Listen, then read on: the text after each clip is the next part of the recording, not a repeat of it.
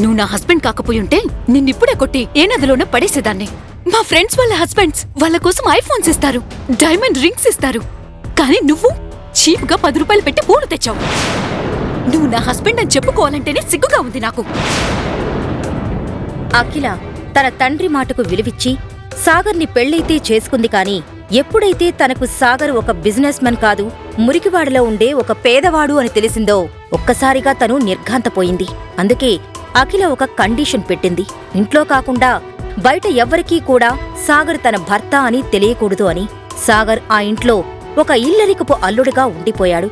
కాని అక్కడతను ఒక నౌకర్లా పనిచేస్తున్నాడు. ఆ ఇంట్లో అందరూ అతని మీద అజమాయిషీ చేసేవారు.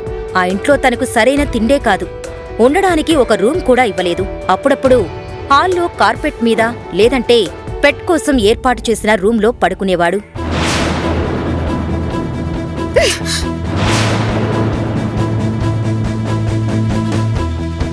ఈ విరిగిపోయిన గాజు ముక్కంత వాల్యూ కూడా లేని ఈ బికారిగాడు ఒక పెద్ద బిజినెస్ మ్యాన్ అని అబద్ధం చెప్పి నా పెళ్లి చేశావు.